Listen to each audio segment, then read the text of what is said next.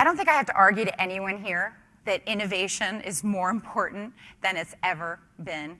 It is your only insurance against irrelevance. It's the only antidote to margin-crushing competition. It is not a competitive advantage. It is the competitive advantage today. The thing is, most big organizations aren't really good at game-changing innovation. They want to be. McKinsey did a study not too long ago asking executives around the globe about innovation. It's not very surprising what they came up with. 84% of executives around the world said innovation is extremely urgently important in their organizations. Here's how many thought they were doing a good job with it. 94% delta there between aspiration and reality. And it's because innovation in so many organizations happens in spite of the system and not because of it. So what do? Do you launch an incubator, a Skunk Works, an innovation awards program, an idea wiki?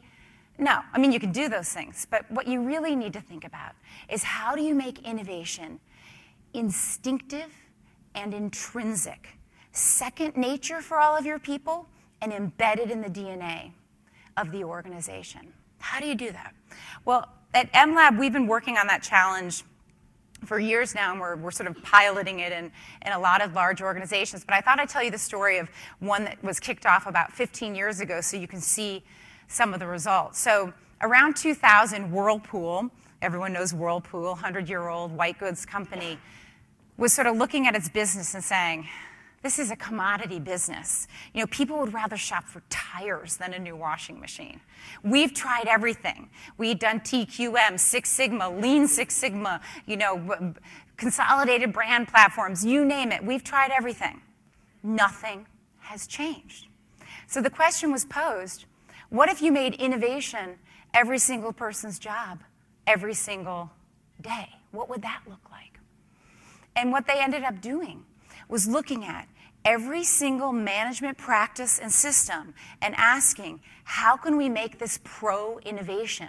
How can we make this process a catalyst for innovation rather than an impediment to innovation? And in the years since, Whirlpool, their stock has shot up. They've added $4 billion of revenue to the top line. They've unleashed a wave of innovation. They changed the design language of white goods. You see Samsung and LG jumping on this. And they also solved a really tough problem for this business. So it used to be when somebody's washing machine broke, only 10% of people would also buy a new dryer to go with it. Now, 90% of people buy the set because they redefined it as a set. They've done all kinds of innovation around the world in creating small appliances that fit in dorm rooms or small apartments. They took mature product categories and made them high-end and high-margin. Here's a $300 waffle maker. They flipped a bunch of industry orthodoxies, so the main one being that domestic appliances are the sole province of women. And they said, well, wait a second, don't men have some influence in the household somewhere? Where? The garage. Right? That's what came back. In my house, it's in the kitchen. But anyway, they created the Gladiator Garage Works, which has become a $1 billion business. And on and on and on. So how did they do this? As I said, they hacked every management process to say, how can we make this innovation friendly? This is a brutal slide, but I just want to share with you really how they did this. They made innovation a key topic in every leadership development program. They have set aside 30% of their capital budget for projects that meet a very ambitious test for innovation. And guess what? As a leader, if you don't have a robust innovative ideas portfolio, your capital goes away. Every new product has to demonstrate that it's got something truly new to market in it. This is amazing. Upgrading the skills of every single salaried employee. This is 30, 40,000 people. And then creating like about 1,100 innovation mentors, or black belts, as they call it. A set of KPIs and innovation metrics that they track. Every business review now has innovation as a focal point.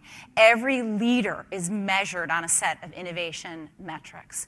They created a hub where any employee can go in and get smart about the customer, can share ideas, can swarm ideas, and on and on. So this set of practices, and ever evolving and expanding set with these, they've essentially made innovation a core competence in everyday, every person, everywhere activity. Pretty extraordinary.